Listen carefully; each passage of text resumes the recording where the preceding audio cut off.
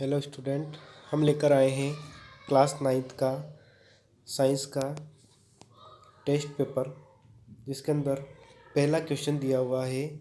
उस धातु का नाम क्या है जो कमरे के ताप पर तरल अवस्था में पाई जाती है। इसका आंसर हो जाएगा पारा। अगर वो धातु पूछा है तो हमको पारा आंसर देना है। अगर इसने अधातु पूछा होता तो कमरे के ताप पर ये जो ब्रोमीन है ये भी क्या होती है, ये अधातु है, लेकिन ये भी कौन सी अवस्था में पाई जाती है, तरल अवस्था, मतलब कि द्रव अवस्था में पाई जाती है। अगला क्वेश्चन है, जब हम किसी तरल पदार्थ को तेजी से घुमाते हैं तो उसके कण तल में इकट्ठे हो जाते हैं, जबकि हल्के कण ऊपर आ जाते हैं।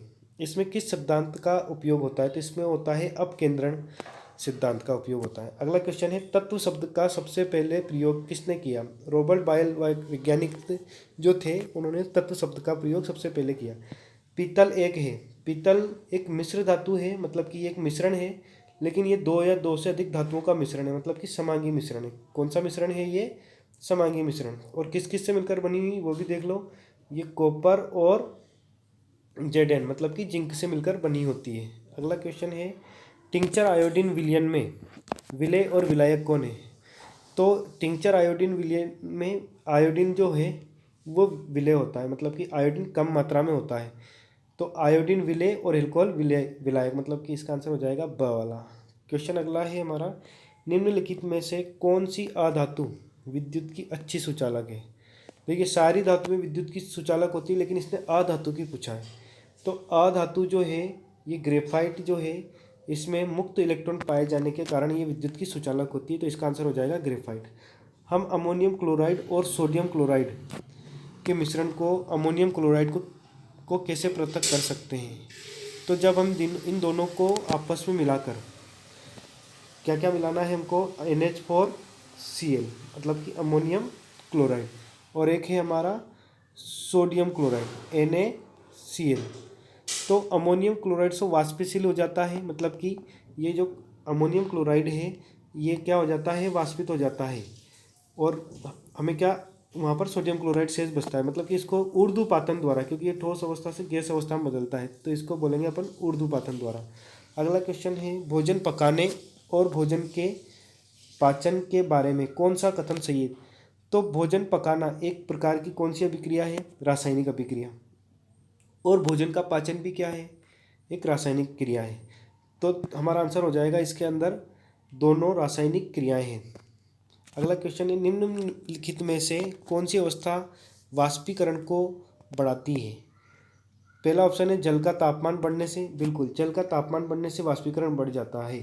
तो ऑप्शन हो जाएगा हमारा आंसर जल का तापमान बढ़ने से। अगला क्वेश्चन है, गर्मियों में घड़े में रखा पानी ठंडा हो जाता है, ऐसा किस घटना के कारण होता है?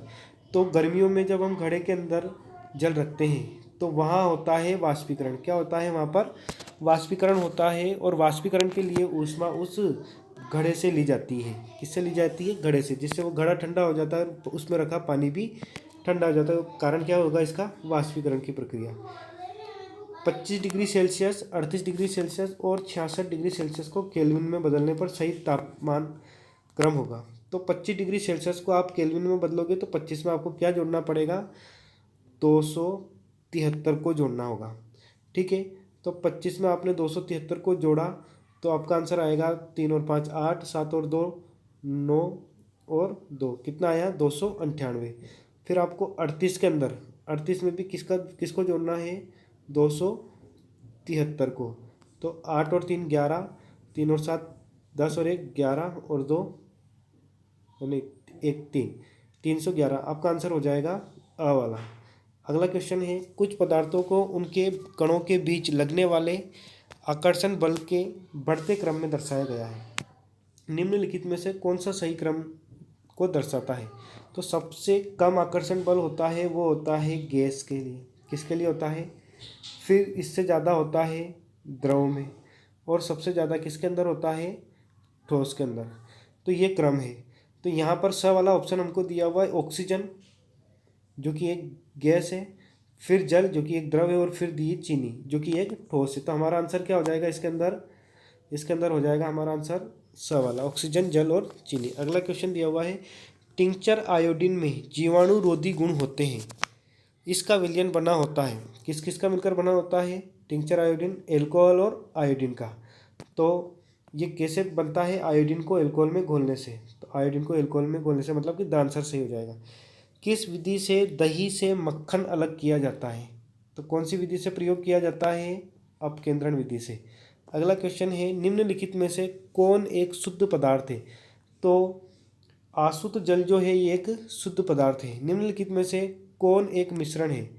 देखिए, सोना एक शुद्ध पदार्थ होता है, ग्रेफाइट एक अधातु है, आसुत जल भी एक शुद्ध पदार्थ है, लेकिन स्टील क्या है? एक मिश्र धातु है जो कि एक मिश्रण है।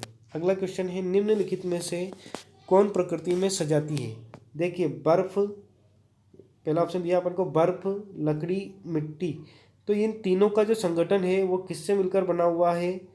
कणों से मिलकर बना हुआ है। तीनों के संगठन किससे मिलकर बने हुए हैं? कणों से। तो हमारा आंसर इसका हो जाएगा उपरोक्त सभी, क्योंकि सभी के सभी कणों से मिलकर बने हुए हैं। अगला क्वेश्चन है, रक्त और समुद्री जल। हमारा रक्त जो है वो एक यौगिक है। क्या है? यौगिक है। जो हमारा ब्लड होता है वो क्या होता है? यौगिक होता है। जबकि समुद्र एक मिश्रण होता है। तो रक्त एक यौगिक और समुद्र एक मिश्रण, मतलब कि द आंसर इसका सही हो जाएगा। अगला क्वेश्चन है, निम्नलिखित में से कौन एक रासायनिक परिवर्तन है? तो देखिए, रासायनिक परिवर्तन पहला दिया इसने लकड़ी, लोहे की छड़ का झुकना। लोहे की छड़ ऐसी थी, अब वो झुक गई, क्या फर्क? उसमें रासायनिक परिवर्तन नहीं हुआ है। तार को खींचना, तार इतना बड़ा था, अब उसको खींचकर बड़ा कर दिया है, इसके अंदर कोई रासायनिक परिवर्तन नहीं हुआ। लकड़ी थी, उसको आपने काट दिया बीच से, तब भी उसके अंदर कोई रासायनिक परिवर्तन नहीं हुआ। लेकिन अगर वो लकड़ी का क्षय हो रहा है, मतलब कि लकड़ी अगर स्वयं उसकी क्षय हो रही है, तो उसके अंदर कौन सा परिवर्तन हो रहा है? रासायनिक परिवर्तन। हमारा आंसर हो जाएगा लकड़ी का क्षय होना। अगला क्वेश्चन है, मरकरी और ब्रोमीन। ये पहले क्वेश्चन के अंदर भी हमने देखा था। पारा, पारा जो है वो कमरे के ताप पर तरल अवस्था में होता है। पारा एक धातु है। पारा यहाँ पर क्या है? ये धातु है। और ब्रोमीन एक अधातु है। ये दोनों ही कमरे के ताप पर कौन सी अवस्था में होते हैं? तरल अवस्था में। तो कमरे के ताप पर दोनों ही क्या होते हैं? तरल अवस्था में पाए जाते हैं। तो ये रहा क्लास 9th का साइंस का टेस्ट पेपर, जिसे सोल्व करा दिया है। आशा करता हूँ आपको समझ में आया होगा। Thank you.